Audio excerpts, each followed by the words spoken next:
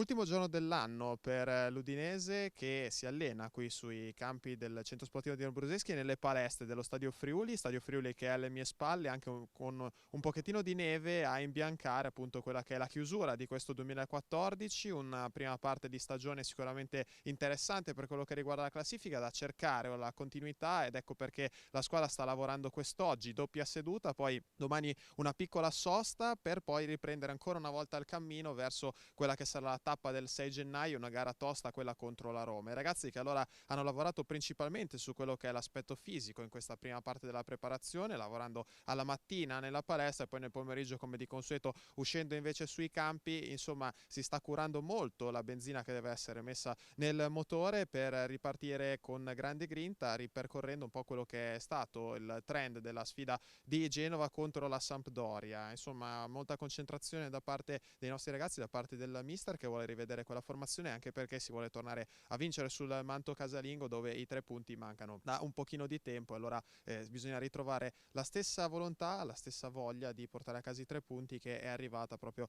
al Marassi. Il clima sicuramente è molto molto rigido, anche questa mattina le temperature sono abbassate parecchio qui al Friuli, come dimostra anche la neve che copre un po' il manto dello stadio, però insomma i ragazzi devono sicuramente scaldarsi molto bene per quello che è un appuntamento intrigante della stagione. Qui il 6 nel lunch match contro la formazione di Garcia. Mancheranno sicuramente pedine importanti come i partenti per la Coppa d'Africa, Molavaghe e Badu per l'Udinese, dalla parte della Roma invece Gervinho e Keita. Da vedere, da valutare le condizioni di Domizzi e Piris, che continuano il loro lavoro sperando appunto di essere a disposizione, viste anche le assenze per squalifiche dell'Udinese, per l'appuntamento importante della ripresa del campionato, dove i 3 punti mancano da un pochino di tempo. Allora bisogna ritrovare la stessa volontà, la stessa voglia di portare a casa i 3 punti che è arrivata proprio al Marassi. Il clima sicuramente è molto molto rigido, anche questa mattina le temperature sono abbassate parecchio qui al Friuli, come dimostra. Ultimo giorno dell'anno per l'Udinese che si allena qui sui campi del Centro Sportivo di Bruseschi e nelle palestre dello Stadio Friuli